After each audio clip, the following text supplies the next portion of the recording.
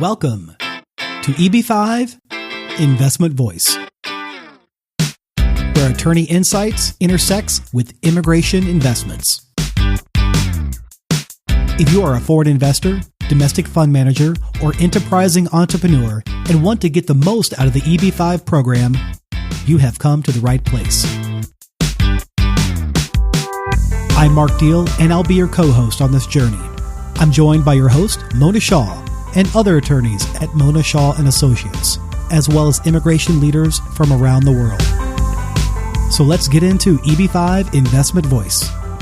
Hey there, EB-5 Investment Voice listener. A few episodes ago, Mona shared with you the voices from the Global Investment Immigration Summit. She talked to quite a few people, and a handful of them ended up on that episode. One of those people, Harjap Bhangal, had a great conversation with Mona about how legal immigration representation works in the United Kingdom. Well, since Mona was in the UK interviewing Harjap, it seemed only fair that he come here into the United States and have a conversation with Mona and Rebecca. This episode is a little different. I stayed quiet and was just a fly on the wall. In fact, I had to end up muting my microphone because I was laughing too much. So now let me invite you to listen in on the Indian EB-5 Mythbuster team. Harjap, how do you find New York, having dragged you out of sunny London? I find it a lot better than what I did, say, 8 years ago. Really? So, yeah, I like the hustle and bustle. Food is like totally fattening. I don't think I could stay here for about more than 2 weeks because you guys have bacon and cheese on everything. I kind of love New York food. I am half expecting to turn up at an Asian wedding and have a yogurt with bacon in it, like a cheese in it. And I'll be like, oh my God, what's this? Like, only in America. But yeah, other than that, I'm really liking it. I'm really liking the layout. I'm really liking the people. I'm really liking the ethnicity you have here. We have that to an extent in the UK, but not as much as this. Well, So, no, come on, multiculturalism, Harjap. We have a lot of Asians in England. Yeah, when we talk about the numbers, they don't rack up to what you lot have here. That's So true. yeah, we have a lot of Indians, I suppose, in as we say. So in England, Indians about there, and probably more than what you have in the tight areas and pocket of areas. So we have more Jackson Heights split all over the place. So, our Richmond Hills all over the place. So where's your office again? Our office is right near the airport because that's where you need to be when you do immigration. So when someone lands and says they need a visa, they need to go, right, the first thing I need to do, I need to see a vakil. So it's like doctor, vakil, two things you need in life. So I need to go and see one. So that's why we're right near the airport in West London, in Southall. We call it Mini Punjab. So it's like the hub of where Punjabis, Pakistanis, Somalians, it's an immigrant hub. We're talking in huge numbers. So we're talking in 250,000 immigrants just in that area. Then we have one in Birmingham, which is our second largest city in the UK. And we have about 100 miles from yeah, it's about 100 London. miles, Yeah. about 110 miles away from London. It's in the Midlands because like 110 miles here doesn't even move you like a millimeter on the map. But for us, it's like half our country because and then we've got one in Coventry, which is about say 25, 30 miles away from Birmingham.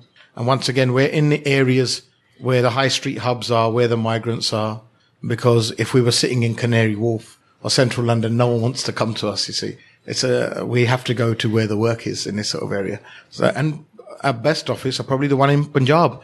We're one of the few lawyers in the UK, immigration lawyers, who actually got an office in India, and we've had it for the past 15 years. So Well, that's a long time. People have offices from the US and India, but only recently. But Harjap, I'm like understanding, we had a different concept of how things really work in India. We thought we knew it, but we actually realized today we don't. Yeah. Would you like to explain to us, how does it work for, if somebody wants to immigrate to the United Kingdom or United States in India, how do they go about it? This is why we opened up in 2003. Before that, I used to do a lot of asylum work. So I used to help get Indians out of detention centers in the UK. So I would ask them, how have you ended up here? You're an educated person. How have you ended up in a detention center or traveling by foot from Moscow to the UK, right? You're an educated guy. And he goes, we don't have a knowledge. The agents sent us. So when I would inquire as to these agents, what they were, they literally were guys with back end offices in India. No qualifications, no education. Not like your agents from China, for example, because they are qualified. Oh, no. And they're registered. Oh, no. In India, there's no registration. There's no system like this. Yeah. You go to an agent solely on the basis because he's got one of your mates a visa before. So isne iska kaam kiya hai, so hamara bhi ho jayega. That's the sort of mentality. Right. You go to this agent, you pay him 10, 15 lakhs. He'll do a deal for you like you pay me 5 lakhs up front and the rest when your guy gets there. It's very much like, it is people trafficking. Right. So the main route was they'd get you a visitor visa to Moscow. Mm-hmm. And then from Moscow, you're taken by lorry or car over the Slovak Republic border. Lorry is truck, by the way, for the That's American. right, yeah, for anyone who doesn't know. Remember the American lingo. Yeah, the people in India know what lorry means. So in India was a huge agent culture. Oh, there still is. There still is. So lawyers don't do immigration law in India. There is no immigration law. No lawyer in India is qualified to do UK or US immigration law, right? Just like we sitting in Manhattan or you're sitting in central London. Someone said to me, you need to sort out my immigration status in India. I wouldn't have a clue, right? Yeah. Same sort of thing here. So this is what we decided to do. We decided to think, well, instead of agents contacting us, agents would contact me and say, look, I've got 5 people stuck in a detention center. Can you help get them out? And I was thinking, you've just sent them here. And like I said, I'd asked these guys and they said, we didn't have there's no other route to get to the UK. And I said, but there's all these routes, student visas, working holiday makers, work permits, and investors, they are routes. And they go, we don't have any knowledge of it. That's why I thought, well, hold on. Let's cut the agents out. Let's open an office in India and make myself as a lawyer accessible to these people who want to go abroad. That's really commendable. And actually, for that reason, we decided that today's podcast would be named Indian EB-5 Mythbusters. Yeah. Because that's what's happening. There's a real need to bust the myths. Yeah. Oh, for the first year that I was in India, all I heard were myths. Mm-hmm. So we're not talking King Arthur either. No. Oh my God. We're talking Raju from the village. So the first was like, I remember the first guy who came to see me and it was like, Baji, mujhe visa chahiye. I said, all right, you need a visa. I said, how long for? 1 mahina, 1 month, 3 months, 6 months. And he goes, chahe 5 minute ka ho, mujhe kaun se wapas aana hai. So I don't care. Even if it's for 5 minutes, I'm not coming back anyway. So like, this is one myth that you get to a foreign land and it's all hunky-dory. And that's it. Everything's there. You get your status straight away. Yeah. All right. Mm-hmm. The other myths. That myth isn't just from India, by the way. That's all you'll over. have, I think, South America and everyone has this.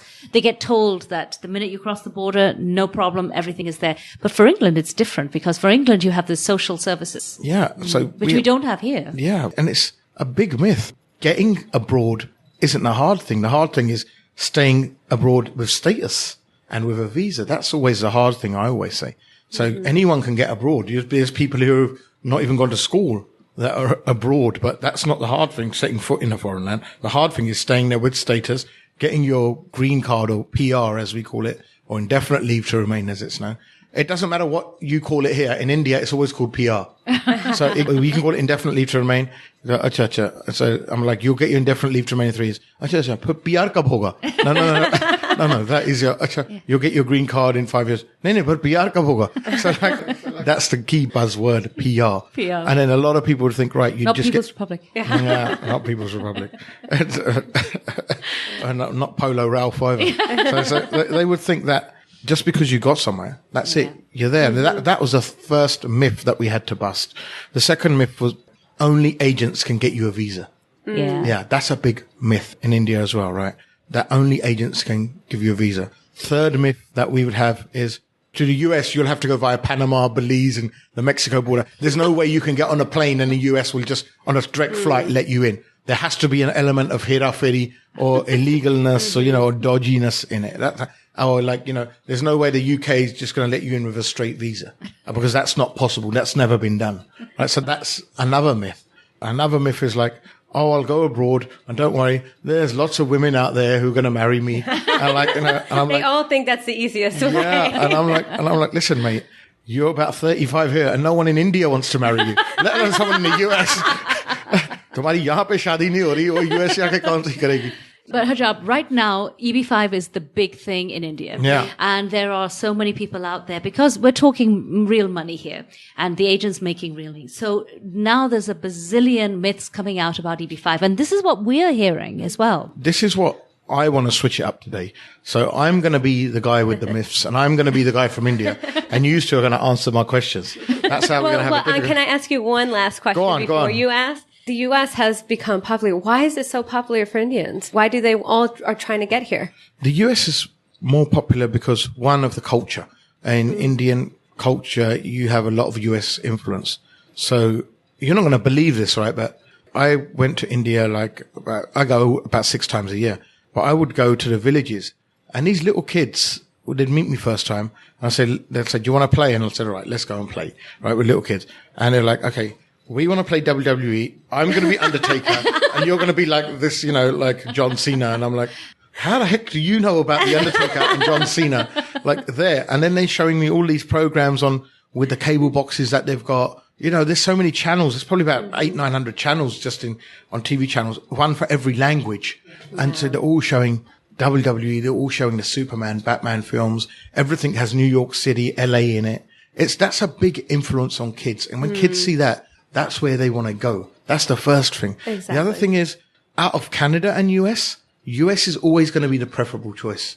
I don't know what it is. I think more it's for the vibrancy and the prestige. So if you've got a US passport, it makes it better than Canada. People only go to Canada, one, if they've got strong, heavy relatives there, or they've been refused for the US. Yes, right? yes. So another thing is the US is seen as mega tough to get into, which may be a myth, right? And well, not anymore, actually. Yeah. Well, this is it. And so it seemed like, oh my God, if you can get into the US, then you are better than the rest of your village. You are better than the rest of your town, or you are like the man. You have prestige that you've got into the US. Not like have a UK rejection, US rejection, and then you get a Canada visa. They're like saying so you really didn't want to go to Canada at all. Like, no, I just have Australia or New Zealand. They come last. There is a hierarchy. There is a hierarchy, and UK and US hit that number 1 spot. Yeah. And then you get Canada, and then you get New Zealand, Australia. So that's the way it works. But it is interesting because the US is so much more expensive than Canada and the UK to study, and yet the students want to come here. I know that we have the top universities here, but they don't even look at money. No, I mean, this is the thing. In India, people have a lot of money. That's the myth that perhaps the US people have to get over. That, India is a third world country. They're all starving there. There's famines there and earthquakes, and people don't have a lot of money. Actually, you'll find it's one of the best economies in the world. And, it's rivaling the US and the Chinese economies. People out there have got a lot of money. They don't know the roots. They're not educated in the ways of immigration. And that's where it comes down to whether it's TV shows like mine, podcasts like yours, to educate the public, where people need to know that this is a correct way. This is what you need to do with your money. This is how many people of you can get over. This is exactly what's going to happen after how many years you can pull it out or get it back. Which reminds me, where is your TV show and how can people see it? Oh, TV shows all over the place. So we're on, in UK Sky Channel 714, 7 p.m. to 8 p.m. UK time. We stream it live on YouTube as well. So it goes on our, MATV National is the account. It streams live and then it's there for life. So if you type my name, Harjap Bhangal, into YouTube, you'll see like 600-700 videos, best of clips. And, as you can tell, I like to keep everything lighthearted. So, and I deal with callers directly. This is one thing which we innovated. So It's like if I was to do a TV show here with Mona, I would put Mona in front of a camera or Rebecca in front of a camera. And I would then say, right, I would have a phone in front of them, just like probably you do in your conference room. I say, right, call in on this number and ask them any question you want. Go. Right? I'd know you'd have the knowledge because people ask you this stuff all the time, right? All you'd have to do is just answer it live. So this is how it was born out. And people would ask me, right, I want to do this, I want to do that. And then I'd give them advice. Obviously, you can't specifically advise people until you've seen documents, but generic advice. So you could do. And then that people would listen to, then they'd share it and they'd spread it. And people would realize, you know what? Yeah. Okay, these guys are talking sense, and the agents aren't talking sense because the agents aren't qualified. These are guys who've never traveled abroad themselves. Right? Exactly. If they were that good, their own children would be living in the US. They wouldn't be hawking around looking for business. Yeah. Their own children are stuck in their own country, probably refused 5-6 times. Well, that's why I think it's important that we have those avenues, because then, like you said, you mentioned earlier, actually, that a lot of, you go out there and you're portraying yourself as an attorney, but they don't believe it. They're thinking, oh, you're an agent and whatnot. So I think we just need to get out there and educate. India's got a culture of where they treat agents like attorneys and attorneys like agents. So if you go to India, you'll be like, okay, I've got to eat this scheme, EB-5 invest. He'll be like, वो छोड़ो पैसे कितने लगेंगे कितने पैसे लोगे कितना time लगेगा how much you'll take before or after how much you take before how much after and you're like you start talking to them about now we're going to charge legal fees and bill you by the hour and all what and they'll be like no ऐसा नहीं होता my man when he gets to New York then I'll pay you this amount until then I can pay you this amount right and so this is the culture that the agents have got them into and the agents there they work like a no win no fee so it's like we'll have a go and what they do is they apply for 100 people if 10 people get the visa they will tell another 10 people right yes they don't care about the 90 people who don't get a visa now when someone retains us or someone pays us, they pay us to do a job. Yeah. We'll only take it on if we can give them a product. Otherwise, we'll tell them, look, this is a chance of success. We'll tell you now, we put it all in writing. There's no ambiguity, right? But agents don't say that. They say, look, koshish karenge, agar lag gaya, theek hai, warna paise mat dena. Yeah. And so they charge a nominal about 10, 20,000 rupees. And even if you've got 100 of them, you're looking at what? Millions of rupees, right? Yeah. So the agents are always on a win-win. And obviously an agent will try and get the visa as he can, but he won't tell you the legal routes. He doesn't know about the immigration acts of this year and that year, right? He doesn't know the technical terms. He'll just say, right, mujhe ye kagaz chahiye. And if anything, they offer the service where they can create documents for you. Yeah. They're all fake. So this is what we're seeing because there's a lot of regional centers going out to India and they're giving seminars and talking about their projects. People who are coming back and talking with us, they have half grasp. They've got grasped some of the issues and some of the others, and they're putting as things which really aren't that important as priority. And they really are missing a lot of the points. I don't know if it's the quality of the seminars or just what people digest, really. I think the problem is a lot of the people on these seminars, I've seen a lot of them aren't lawyers themselves. Yeah, they're people with the project true. people. Yeah. So they're interested in selling. Yeah. So they're salesmen, right? A salesman wants to sell. That's what he's there for. That's his primary thing. He's there to sell his product. And if they have to then twist the facts or they have to hide the reality or I call it being economical with the truth. Yeah? So if they have to be economical with the truth, they don't mind that because so what? Even if they get caught out, they're not regulated. They're not going to lose a license. They're not going to lose their living like me and you will, right? So whereas we have to be very upfront, very honest. Yes. Our first interest is if I was the client, you know, what would I want to know? Well, technically, all these projects are governed by the SEC, and there is a certain there's a disclosure requirement, and they aren't allowed to say untruths because that's a misrepresentation. But it's how things change on the translation. That's what happens. Right, let me tell you the main myth that I've heard. I've heard that different projects have different processing times. I've spoken to EB-5 guys. I've had one guy tell me, oh, well, we got the best project. You know, we invest in this and that, and it takes 30 days. And I've done 5 cases. Is that your Texas accent? That's my Texas accent. Yeah. So 30 days, right? Whereas you've got someone saying, actually, I've got a project. It takes 18 months. One saying, I've got a project. It takes 8 months. One saying, I've got a project. It takes 2 years. If I'm as a client, I'm as सोच रहा हूँ कि एक महीना कह रहा है, एक 6 महीने कह रहा है, एक साल कह रहा है, एक 1.5 साल कह रहा है, पैसे उतने ही लगेंगे. Why don't I go with the one for the 1 month? So, or why don't I go for the one with the 6 months? Because I would just want my visa quickly. Yeah. Right? So why should I have to wait 2 years or 5 years or whatever, right? Then as a lawyer, I'm trying to digest that and think, how can one application for the same visa, albeit for a different project, have different processing times if they're all going to be processed nationally in one center? Or are they processed regionally? Well, there is a reason. There is a reason. I mean, if for any reason that particular project's expedited, and it's very difficult to be expedited, there's only certain criteria that you have to fall under. And there's usually maybe 1 or 2 projects in the whole country which are expedited. Wow. That will be faster. But that doesn't go to the quality of the project. Just because you're an expedite doesn't mean that project's any better than any other project. Well, Rebecca, we're seeing projects with exemplar approvals taking the same amount of time as ordinary projects, right? Yeah, exactly. So that's another type of project. So aside from expedited, and then your regular projects, you have exemplar projects. So that means that it's been pre-approved. So when you think you're pre-approved, you're going to have a faster adjudication time. But we've seen it taking the same amount of time as others. We have projects literally all over the country and with almost all of the big regional centers. So we are seeing a variety of different projects in the process. And on the whole, it's almost the same time. Other than the expedited, everything else is more or less maybe 2 or 3 months here and there. We don't really see too much of a change. See, and now it comes on to our second myth. The second myth is that most of these guys who are investing, so most of the Indians, उनको ये बताया जाता है, they are told कि आपके money 100% secure है. And after X amount of time, आपको इतने पैसे guarantee से मिलेंगे ही मिलेंगे. Okay, so just to translate that for those who don't understand Punjabi, is they're told that they're going to get their money back after an X amount of time, and it's guaranteed.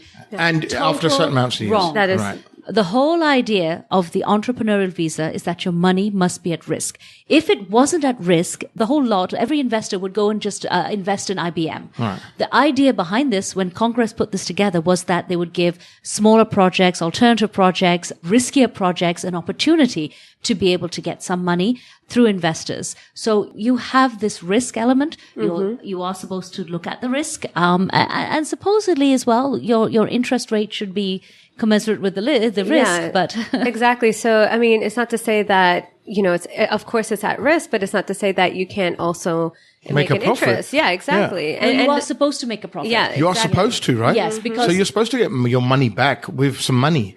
Right. Yes. The Immigration and Nationality Act says that you have to have a chance of loss and a chance of gain. So not just a chance of loss, a chance of gain too. Right. So this is where the problem occurs, because people aren't educated about the projects.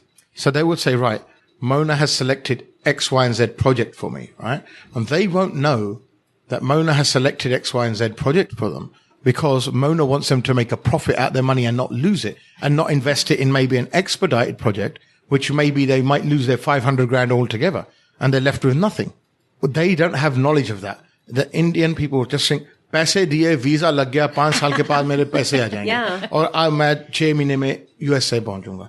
But वो ये नहीं सोचते कि project में जब पैसे डालते हैं, these money does not go into a safe. It's not a FD, right? It's not a fixed deposit. Exactly. Right. They're not going to say, right, 5 lakh दिए हमने तिजोरी में बांध कर दिया, 5 years बाद we give them out to you, right? They're not going to say that, right? No. So this goes into a business or a project or a social project where there's equally a risk of loss. So this is where people don't understand that as a lawyer, you have to vet this and you have to see, right, projects to sabhi ke paas honge, right? Well, again, not every lawyer. Not all lawyers have that expertise. Right. Because if you're a lawyer who just deals with source of funds and you really don't have knowledge and stuff, then you should not be giving any advice whatsoever. Right. In fact, we aren't supposed to be giving financial advice. You can only give advice if it pertains to your line of business. So, for example, our office prepares offering documents. Yeah. When we do the offering documents, we do a lot of due diligence. And when we look into the project, there are things we like, we don't like, and we can certainly tell our client, look, we like that project because we think that, it's something which has a great capital stack. There's hardly any debt or location, or it's just got, there's some element about that project which we find good. We are not allowed to say, go into that, you'll get your money back. We're not allowed to say that. And nobody can say that either. But people do say that. So that's your agents in India. Yeah, of course. The agents in India do say it because that's how they're going to get the sell. Right? So this is the difference. The agent doesn't care about your money. So agent ko koi parwah nahi कि आपके पैसे डूब जाए USA जाके या नहीं. Yeah. उसको चाहिए कि हाँ ये आदमी मैंने भेज दिया. That's it. In fact, he doesn't care what happens when you get to the country. That's what I found when I was doing asylum work. The agent's job was just to plonk someone into the country. Yes. What happens afterwards? That person knows, wo jane uski kismat jane, whatever. So that's how agents work. And they have that mentality. They're not there to do the aftercare for you. They're not there to set you up somewhere. They're not there to see you make a profit. Yeah. And they sell you projects which you wouldn't invest in yourself. Well, I think that's another important part too, because us as U.S. lawyers, we cannot take commission either. Right. And that's the other thing, that we're going to make sure you go into a project that we believe, will get you your green card and ultimately your funds back. Whereas a lot of these agents, they're just looking for the project that's going to pay them the most money. Right. Right. And the other thing is that we are trying to educate people on, and I think the Chinese kind of get it now. If the money to the agent, for example, because the agent gets paid commission, the maths has to work. If there is X amount paid for marketing and X amount paid for legal, etc., and then the agents get a certain amount, how much are we talking about going out if a project has to pay within 5 years? Because the one big thing is people want their money back soon. Yeah. And I think over the 12 years of EB-5 that we have done, Rebecca, how many projects make money straight away? Oh, Nobody. Yeah, no, it takes years to stabilize, first of all. Average projects by year 3 or 4, they've actually stabilized. And maybe by year 5, they've made some profit to start giving back. Right. So you see, the agents tell you that as soon as you land, you'll be starting earning money straight away. Which, once again, is a myth from what it sounds like. Yeah. I don't think there's any project that can guarantee that you start earning, because that would be better than a bank. Right. Basically. And you get your green card too. And you're getting your green card. In fact, you're getting paid to get your green card. Right. So basically, and that sounds too good to be true. Right. So it probably is. Yes. So this is what a lot of the myths are. Yeah. So the interest where it has to work. I mean, you can't say, oh, look, I want to make money. I want 12%. Well, no, you're not going to get 12%. You're not even going to get 8%. It has to make mathematical sense to the project as well as, Yeah. And if it's too high, then the project's going to say, well, ultimately I can get a cheaper interest rate at the bank. And I might as well just go and get a loan. Exactly. So you have to look into all that. And I think another thing which I'm gathering here, so any type of interest to be earned can go up or down straight away, right? So it's not going to be stable. It's not going to be fixed. So usually in documents it's fixed, but it's fixed because it's a lower amount. Okay. Yes. So if like a basic amount, like you have a minimum amount, something of that nature, then you can fix that. Okay.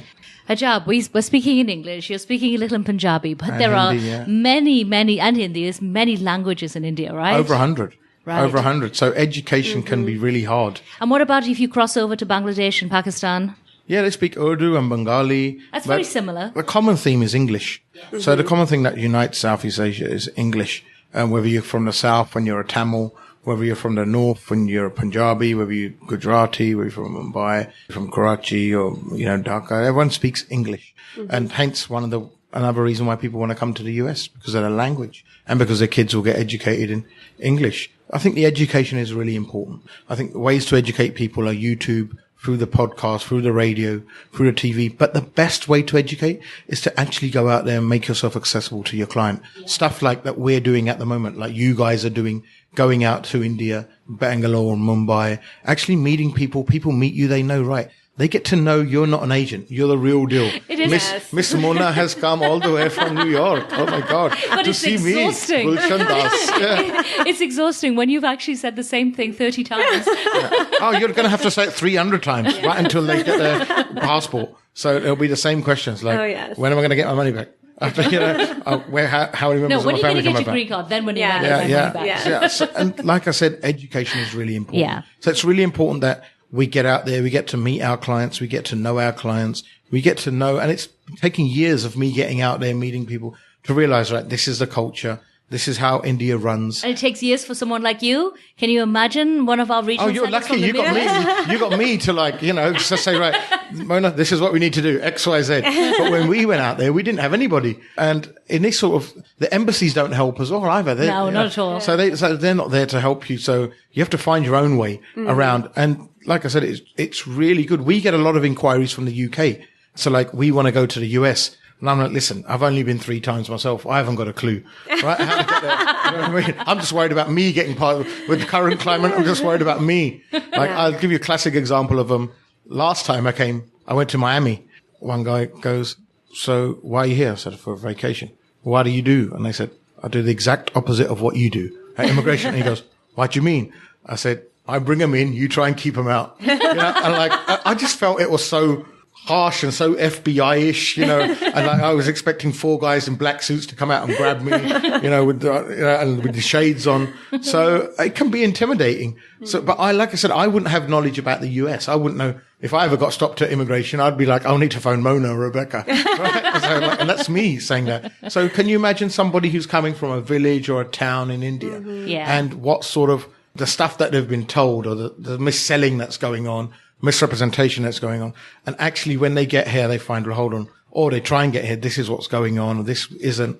And so this is really important that we get out there and we reach the masses and we educate them. And there's no better gift than education. I always say, I don't know what the question is, but the answer is always education. Right. Yeah. Right. So the answer is always education. And no matter what the question is, and this is the key, India needs to educate itself in every field. And once it starts doing that, then, through whatever, we'd have to take it upon ourselves.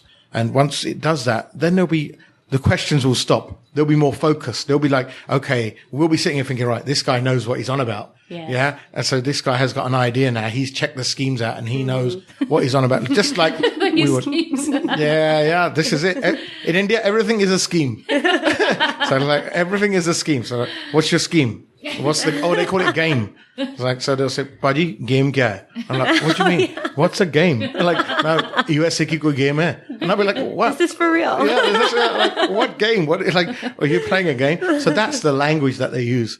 And that's the way they see it. It's a gamble for them because agents tell them it's a gamble.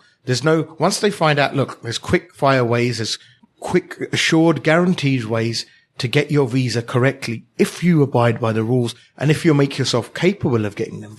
Yeah, we just got to get to A to B, not via X, Y, and Z. And this is what usually happens. So once people get to realize that, then people will realize, right, let's come to the US properly. Let's stop all this illegal trafficking. Because that's what the illegal agents, they sell you that. Well, the thing that they're doing now, which is not so good, is people are being paid to get their source of funds done from India. Yeah. And there's some shady stuff going on there too. Yeah. And look, false bank statements, borrowing money off people. Yeah, exactly. And I think the other one is that, the key one is they always ask you, do I have to invest this money or is this just show money? So the show money, like they told you just have to show it in your bank. After that, you don't even have to invest it. So there's just so much more myths that we have to. Oh, loads of myths. You can sit there and bust Mark, myths I all can day. hear you trying to butt in. I know we're going over time, but we have so much. Perhaps, Harjap, we can talk about it again. Yeah, And maybe definitely. We can talk about it whenever episode. you want. Yeah. So I'm going to start coming to New York a bit regularly now, once a year, not every once every 8 years. That's if they let me in after this podcast. Well, luckily for technology, we could do it from the UK as well. Yeah, I would love to do this. And I think this is really good. This is stuff that you need. Your listeners need to hear to this. And people need to realize that immigration is not a hate word. It's not a bad word. It's not a naughty word. Yeah. There are benefits to this country for immigrants. It's a country. I'm perplexed when people from the USA are anti-immigration. And I'm like, yeah, but your name's McGinty. Like, your parents are from Ireland, or you've got a Polish name. This country is built on immigration. That's right. Solely on immigration, right? That's right. And immigration can only be a good thing. It's part and parcel of the US. And if the US people start going anti-immigration, then what hope has the rest of the world got? Then what hope have other countries got? Maybe we should have him run for the Democratic Party. I know. Oh, no, leave it out. Leave it out. I'm happy just to get through the border. Yeah, well, thank you. Thank you, Harjap. Thank you for being with us today on EB-5 Investment Voice. The topics presented in this podcast is informational in nature and is not to be taken as specific legal advice. If you have questions on the topics presented in this episode or other investment immigration needs, please contact Mona Shaw & Associates. Mona and her attorney staff can be reached at mshawlaw.com. That's mshawlaw.com. Make sure you don't miss our next episode focusing on a different aspect of the EB-5 program by subscribing to the podcast. While you're at it, leave us a rating on iTunes. If you really found this episode valuable, share it with someone else that could benefit from this information. Until then, I'll see you on the next episode of EB-5 Investment Voice.